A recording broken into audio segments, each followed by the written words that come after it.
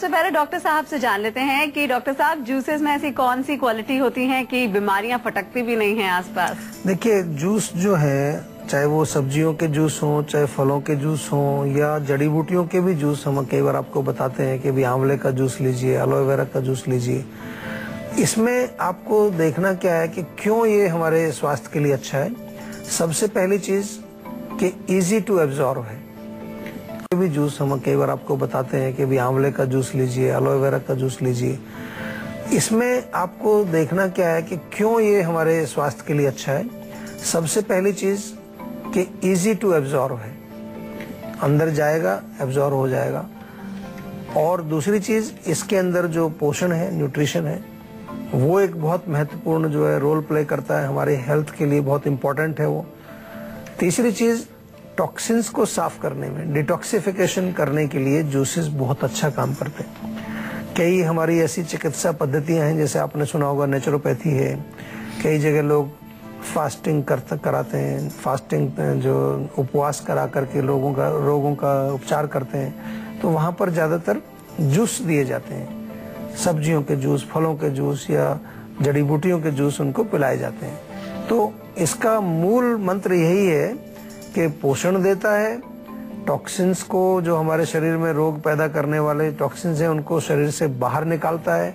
Digestive system को rest भी मिलता है। अगर आप सॉलिड खाना खाएंगे, इवन आप अगर सब्जी खाएंगे कच्ची या फल खाएंगे पूरा, तो वो पचने में टाइम लगेगा उसको। तो पाचन को जब आपने रेस्ट देना है, या इसलिए जब हम फास्टिंग करते हैं तो हमारा एक पर्पज ये भी होता है कि हम अपने डाइजेस्टिव सिस्टम को थोड़ा रेस्ट देना चाहते हैं, ताकि उसमें थोड़ी शक्ति और आ जाए, ताकत आ जाए। तो उस समय जूस बहुत अच्छे रहते हैं, क्योंकि हम ऑलरेडी अपने सिस्टम को रिलैक्स करने की कोशिश कर रहे हैं। तो जूस से उतना ज्यादा दबाव या उतना ज्यादा जो है उसके ऊपर जोर नहीं पड़ता है, क्योंकि जूसेस आर इजीली डाइजेस्टेबल। तो ये इसके पीछे मूल मंत्र है। कई प्रकार के जूसेस, जैसे मैंने कहा आपको, सब्जियों के जूसेस होते हैं, फलों के जूसेस होते हैं, जड़ी बूटियों के जूसेस होते हैं, इवन जैसे कि लहसुन का रस, प्याज का रस, ये जो घरेलू चीजें हैं, इनके भी हम कई बार पालक का रस आपको बताते हैं। या इसके अतिरिक्त जो है कुछ ग्रीन जूसेस आपने सुने होंगे, आजकल काफी पॉपुलर हैं ग्रीन, बिल्कुल जो है व्हीट ग्रास का जूस है, एलोवेरा का जूस है, जो ग्रीन जूसेस हैं। या हरी सब्जियों के, ब्रोकली का भी जूस निकाल के पीते हैं, सेलरी का जूस पीते हैं। तो ग्रीन जूसेस भी आजकल काफी पॉपुलर हैं। और इसमें एक चीज आपको मैं विशेष रूप से बता दूं कि जब भी आप जूस निकालते हैं तो कोशिश करें जैसे कि कुछ उसको छोटा छोटा से काट करके मिक्सी में ग्राइंड कर लें, या तो, क्योंकि जूसर जो होते हैं उसमें बहुत हाई स्पीड से जब जूस निकलता है कई बारी, तो उसका फाइबर पल्प टोटल अलग हो जाता है, केवल जूस बचता है। वो भी फायदेमंद है, लेकिन हम आपको ये एडवाइस देना चाहेंगे, अगर कोशिश हो सके तो थोड़ा जो पल्प है उसको भी पतला सा बना करके उसको बिल्कुल लिक्विडाइज कर लीजिए, और लिक्विडाइज करके रस और पल्प दोनों मिला हो तो वो एक बढ़िया चीज हो जाएगी, क्योंकि आपको फिर फाइबर भी मिलेगा और उसका रस भी मिलेगा और उसके पोषण भी मिलेंगे। ये अगर हो सके तो इसमें आप जरूर कोशिश करिए। अगर हम डॉक्टर साहब रेगुलर फलों का जूस पी रहे हैं तो किस किस तरह की परेशानियों से बच सकते हैं? देखिए, बहुत सारी प्रॉब्लम्स हैं। अगर आपको जूस पीना है तो जूस में, जैसे हमने कहा, पेट के रोग तो ठीक होते ही, जैसे कब्ज रहती है, आपको कोलाइटिस है, आपको जो है इन्फ्लेमेशन कहीं हो गया है पूरे डाइजेस्टिव ट्रैक्ट में, गैस्ट्राइटिस हो गया है, या इसके अलावा आपको बॉडी में कहीं पर भी ब्लॉकेज है, यानी कि कहीं आम जमा हुआ है, जोड़ों का दर्द है, कमर में दर्द है, यदि आपको इसके अतिरिक्त जो है मोटापा है, मोटापे से में भी काफी लाभ पहुंचाता है, और हार्ट की प्रॉब्लम आपको है, ब्लॉकेज कहीं है शरीर में, उसमें बहुत फर्क करता है। माइंड के लिए भी अच्छा रहता है। मानसिक जो आपका अगर मेमोरी वीक है या माइंड कमजोर है, डिप्रेशन रहता है, उसके लिए भी कई प्रकार के फ्रूट जूसेस जो है आप प्रयोग कर सकते हैं। और सबसे इम्पोर्टेंट चीज है कि अगर आपको थकान है, कमजोरी है, वीकनेस है, डेफिशिएंसी है, तो फ्रूट्स और वेजिटेबल्स के अंदर बहुत सारा पोषण, बहुत सारे न्यूट्रिशन, बहुत सारे न्यूट्रिएंट्स होते हैं जो कि आपके शरीर को मजबूत बनाते हैं, आपके धातुओं की पुष्टि होती है, आपके शरीर में ओजस बढ़ता है, और अनेक प्रकार के जो धातुओं से रिलेटेड जो रोग हैं, जैसे इनफर्टिलिटी हो गया या एनीमिया हो गया या आपकी जो है हड्डियों में ऑस्टियोपोरोसिस है कैल्शियम की कमी की वजह से, या आपको जो है मांसपेशियां कमजोर हैं, आपकी मसल्स वीक हैं, तो तमाम रोगों में आप जूस पीने से अपने आप को स्वस्थ कर सकते हैं। अब बारी है आज की संजीवनी की, जिसमें डॉक्टर साहब से जानेंगे किस बीमारी के हिसाब से कौन कौन से जूस हमें पीने चाहिए। डॉक्टर साहब जी देखिए, बहुत अच्छा आपने प्रश्न पूछा, क्योंकि एक तो हमने जनरल बताया कि जूस के क्या फायदे हैं, लेकिन अलग अलग फलों को आप प्रयोग कर सकते हैं। जैसे अनार का जूस है, अनार का जूस आपको एनीमिया में बहुत अच्छा फायदा करता है, खून की कमी यदि हो। इसके अलावा हार्ट के यदि आप रोगी हैं तो अनार का जूस आप पिए। कब्ज डायरिया जब हो जाता है, लूज मोशंस होते हैं, उसमें भी अनार का जूस आपको फायदा करता है। संतरे का और मौसमी का जूस बड़ा कॉमन है, काफी लोग पीते हैं। इसका बहुत बेनिफिट है आपके शरीर में इम्यूनिटी पावर को बढ़ाना। विटामिन सी तो होता ही है उसमें, तो हमारे जैसे कोल्ड कफ म्यूकस वगैरह जिसको बार बार इन्फेक्शन होते हैं उनके लिए बहुत अच्छा है। इसके अतिरिक्त यदि आपको फिर खून की कमी रहती है या चेहरे पर जो है चमक नहीं है, ग्लो नहीं है, तो आप गाजर, पालक और चुकंदर का आप जूस पिए निकाल करके, उससे आपको बहुत फर्क पड़ेगा। अगर आपको त्वचा से संबंधित रोग हैं, स्किन डिजीज है, खुजली है, खारिश है, तो आप क्या करेंगे, आंवले का जूस जो है कम से कम 30-40 मिलीलीटर आप निकाल करके पी सकते हैं रोज। इसमें थोड़ा सा चाहे तो शहद भी मिला सकते हैं, नहीं तो ऐसे भी पिए, पानी मिला के थोड़ा पी लें ताकि थोड़ा उसका डाइल्यूट हो जाता है।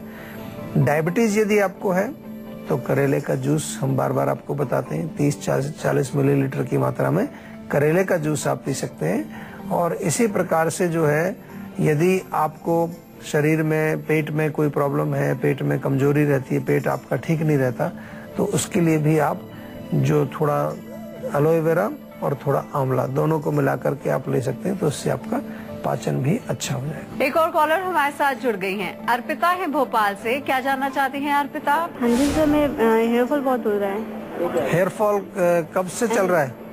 ये काफी महीने से चल रहा है, अभी 2-3 महीने से ज्यादा हो रहा है। अच्छा, तो बाल काफी मात्रा में गिर रहे हैं? हाँ जी, और क्या कहते हैं, हाँ जी ये दिक्कत की हेयर फॉल ज्यादा हो रहा है। और अभी क्या इलाज कर रहे हैं उसका आप? उसका इलाज कुछ नहीं, वही बालों को ध्यान देना है, शैम्पूज वगैरह, ऑयल वगैरह। तो देखिए, मैंने प्रश्न इसलिए पूछा आपको कि बाल गिर रहे हैं, ये तो खैर आपकी एक प्रॉब्लम है और चिंता का विषय भी है, चिंता भी इसमें होनी चाहिए। लेकिन आमतौर पर जब हम पूछते हैं कि आपने किया क्या, वो तो करने के लिए कुछ उत्तर नहीं मिलता उधर से। ज्यादातर लोग सोचते हैं थोड़ा शैम्पू लगा लेते हैं, कभी तेल लगा लेते हैं तो काम हो जाएगा। हम आपको एक चीज बार बार कहते हैं कि आपको सबसे पहले यही समझना है कि बाल मेरे क्यों गिर रहे हैं। आपके लिए मैं इतना भी बता दूंगा कि थोड़ा एक तो आंवले का सेवन करें, ताजे आंवले मिले तो 2 आंवले रोज उनको छोटा छोटा सा जो है आप काट लीजिए, थोड़ा शहद मिला करके खाइए, उसमें बहुत बढ़िया आपको फायदा करेगा। दूसरा, इसके साथ साथ जो है बहुत इम्पोर्टेंट है आपके लिए कि नियमित रूप से बालों में ऑयलिंग करें और जो शैम्पू का प्रयोग करें वो नेचुरल शैम्पू होने चाहिए। हमारे यहाँ आपको नीम का शैम्पू है, आंवले का शैम्पू है, बादाम का शैम्पू, ये सब नेचुरल हमारे जीवा में आपको मिलते हैं। केमिकल्स का प्रयोग बालों में आप ना करें ताकि आपके बाल अच्छे रहें, मजबूत रहें और स्वस्थ बने रहें। डॉक्टर साहब, जूस लेते टाइम भी कोई परहेज होता है जो हमें ध्यान में रखना चाहिए? देखिए, एक तो कोशिश करें आपके ताजा फलों का जूस निकाल करके पिए। आजकल पैकेट के जूस भी मिलते हैं लेकिन उनमें प्रिजर्वेटिव्स होते हैं, उनकी हम तुलना ताजे फलों के रसों से नहीं कर सकते। ताजा जो है, फ्रेश है, वो ऑलवेज गुड। दूसरा बहुत इम्पोर्टेंट है, आजकल फल जो है कच्चे होते हैं, कच्चे फलों को केमिकल लगा करके पका दिया जाता है। तो कोशिश करें कि थोड़ा अच्छी क्वालिटी के पके हुए फल आप लें जूस निकालने के लिए, वो अच्छा रहेगा। और काफी कुछ फर्टिलाइजर्स, काफी जो है पेस्टिसाइड्स वगैरह भी फलों और सब्जियों के ऊपर स्प्रे होता है, इसलिए जूस निकालने से पहले उनको पानी में कम से कम आधा पौना घंटा भिगो दीजिए, थोड़ा सा नमक डाल दीजिए उस पानी में, ताकि उसका केमिकल जितना भी पॉसिबल है वो साफ हो जाए। हो सके तो थोड़ा गुनगुना पानी आप ले लीजिए। इस प्रकार से आपको ध्यान रखना है, हर चीज को थोड़ा सोच समझ करके आपको प्रयोग करना चाहिए। जब भी हम कोई टॉपिक लेते हैं, कोई सब्जेक्ट लेते हैं, उसमें हम हर तरह की चीजों को आपको समझाते हैं। प्रिकॉशंस भी बताते हैं, परहेज भी बताते हैं, तरीका भी बताते हैं, उसके गुण भी बताते हैं, कौन कौन से रोगों में वो उसको प्रयोग कर सकते हैं। लेकिन इतना करने पर भी यदि आप इस शो से फायदा ना उठाएं तो फिर हमें थोड़ा सा दुख होगा, क्योंकि हमारा प्रयास यही है कि लोग स्वस्थ रहें और उनको कम से कम जो है बीमारियां आए। जब आप स्वस्थ रहेंगे तब आपका हर कार्य सफल होगा। ऐसा नहीं है कि आप जो है कार्य की सफलता के लिए, जीवन में सफलता के लिए इधर उधर भटकते फिरें। आजकल मैंने देखा है बहुत लोग कहीं यहाँ जा रहे हैं, कहीं वहाँ मन्नत मांग रहे हैं, इधर माथा टेक रहे हैं। सबसे पहले आप एक नियम बनाइए, अपने शरीर को स्वस्थ रखिए। अगर आप स्वस्थ रहेंगे तो आप जीवन में कुछ भी अचीव कर सकते हैं, इसमें कोई दो राय नहीं। एक कॉलर हमारे साथ जुड़ गई हैं, प्रियंवदा है दिल्ली से। क्या जानना चाहती हैं आप? नमस्ते डॉक्टर साहब, मेरा सवाल ये कि मेरा बेटा है 6 साल का जी। वो उसका वजन बहुत कम है, 18 kg का है। अच्छा, तो खाता पीता है ठीक से? नहीं, उसको ना भूख लगती है और न खाने के प्रति कोई रुचि है उसकी। अच्छा, देखिए ये जो समस्या कई बच्चों में होती है, इसका जो है मेनली कनेक्शन होता है हमारी जठराग्नि मंद है, या आम भाषा में कहें, कई बार डॉक्टर भी आपको बताएंगे कि लिवर कमजोर है उसका। तो लिवर को मजबूत करने के लिए बहुत बढ़िया मैं आपको बताता हूँ, कहीं पर भी आप जो है या तो फोन के माध्यम से या हमारी जीवा की क्लिनिक हो, एक बड़ा अच्छा टॉनिक हमने बनाया बच्चों के लिए, लिवर टॉनिक। बच्चे के बड़े भी ले सकते हैं उसको कहते हैं लिवोन सिरप। ये जो लिवोन है ये बिल्कुल पेट के लिए, लिवर के लिए, भूख लगाने के लिए 1 महीने में आपको रिजल्ट इसका बहुत अच्छा मिल जाएगा। बच्चे को रुचि भी आएगी खाने में, भोजन पचेगा भी, और साथ में जो है उसको भोजन उसके पाचन के अनुसार ही देना है। कभी कभार क्या होता है, माताओं को मैंने देखा है जो मदर्स होती हैं, उनको लगता है कि थोड़ा बच्चे को और ज्यादा खिलाएंगे तो जल्दी बड़ा हो जाएगा, ज्यादा तगड़ा हो जाएगा। लेकिन वहाँ काम उल्टा हो जाता है। खाना यदि पचेगा नहीं तो आम बनेगा, और आम बनेगा तो वो रोग पैदा करेगा। तो quantity of food should be according to the digestive fire. ये बहुत जरूरी बात है, इसको ध्यान रखना चाहिए कि पाचन के अनुसार ही भोजन उनको देना है बच्चों को। और बच्चे इस उम्र में उनको थोड़ा पौष्टिक भोजन देना चाहिए। पनीर खिलाइए, दही खिलाइए, दूध पिलाइए, मक्खन मलाई खिलाइए, ये सब चीजें बड़ी ताकत की हैं। बादाम रात को भिगो दीजिए 3-4, उसको छिलका उतार करके चबाए, अखरोट खाए, खजूर खाए, किशमिश खाए, या हरी सब्जियां खाए, जूस पिए, सब्जियों का जूस पिए, फलों का जूस पिए। तो कई बार क्या है कि हम लोगों को भी थोड़ा नॉलेज कम होता है, हम उसको दे क्या रहे हैं, पराठा बना देते हैं, उसमें अचार रख देते हैं, थोड़ा सा आलू की सब्जी रख दी, यही चलता रहता है, उसी को खिलाते रहते हैं, रोज टिफिन में वही जा रहा है। और बच्चे को जब खाने की और इच्छा होती है तो उनको क्या देते हैं आजकल, लंच के साथ चिप्स दे देते हैं, या फिर जो है कुछ नूडल्स दे देते हैं, कभी कभार सैंडविच बना के दे देते हैं, कभी बर्गर दे देते हैं। यही चल रहा है अभी हमारे यहाँ भारत में। तो इस तरह का भोजन था नहीं कभी भी, लेकिन अब बच्चे यही खाते हैं, चॉकलेट खा रहे हैं, टॉफी खा रहे हैं। तो इन चीजों पर भी आपको ध्यान देना है कि भोजन भी अच्छी क्वालिटी का हो, पाचन भी अच्छा हो, लिवर भी अच्छा हो, बच्चे थोड़ा व्यायाम भी करें, थोड़ा खेल कूद भी करें, और नियमित रूप से उनकी तिल के तेल की मालिश भी आपको करनी चाहिए। हर दृष्टि से चारों तरफ से मैंने आपको समझा दिया है, और आपके माध्यम से हम बहुत सारे लोगों से बात करते हैं। जितने भी लोग हमारा शो देख रहे हैं उनकी भी कई बार इस प्रकार की समस्याएं होती हैं, तो उनको भी हम एड्रेस करते हैं यहाँ पर कि प्लीज अपने शरीर का, अपने स्वास्थ्य का आप ध्यान रखें, और छोटी छोटी सी जो गलतियां हम करते हैं उन गलतियों को सुधारें, ताकि हम बिल्कुल स्वस्थ बन जाएं। अगर अब बारी आती है संजीवनी टिप्स की, जिसमें डॉक्टर साहब से जानते हैं पपीते के पत्तों के बारे में। पत्तों में भी बहुत गुण होता है, और पत्ते तो आजकल काफी फेमस हो रहे हैं, क्योंकि जो प्लेटलेट्स की प्रॉब्लम हो जाती है, खासतौर से डेंगू का बुखार होता है, उसमें प्लेटलेट्स कम हो जाते हैं, तो पपीते के पत्तों का रस जो है वो प्लेटलेट्स को बढ़ाता है।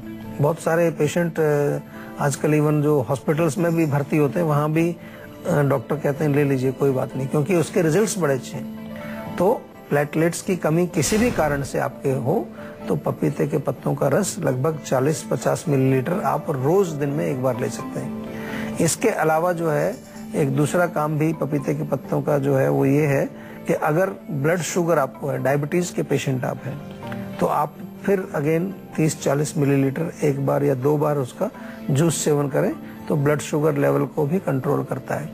पपीते के पत्तों का काढ़ा बनाएं, पत्ते लेकर के थोड़ा कूट करके पानी में उबाल लें अच्छी तरह, और 1/4 गिलास बचे 1 लीटर पानी में आप उसको बॉईल करें तो चौथाई बचा लें, या आधा लीटर हो तो 1/4 अगेन हाफ गिलास उसको बचा करके पिए दिन में 2 बार। तो जो मेंस्ट्रुएशन की प्रॉब्लम होती है, खासतौर से पेन होता है जो पीरियड्स के दौरान महिलाओं को, उसमें लाभ करता है। और पपीते के पत्तों में एंजाइम्स होते हैं, पपीते में भी होता है, पत्तों में भी होता है। पैपेन करके एक एंजाइम होता है जो हमारे डाइजेस्टिव सिस्टम को मजबूत करता है। तो पपीते के पत्तों का आप जो है जूस पिए, चाहे उसका जो है सुखा करके चूर्ण बना लें, तो आपके डाइजेशन को ठीक करता है। और उसका चूर्ण बना करके यदि आप रात को 1 चम्मच खाएं गुनगुने पानी से, तो आपका पेट भी साफ करता है, कब्ज के लिए भी काम करता है। डॉक्टर साहब बहुत बहुत शुक्रिया हमारे दर्शकों को इतनी सारी जानकारी देने के लिए। Thank you.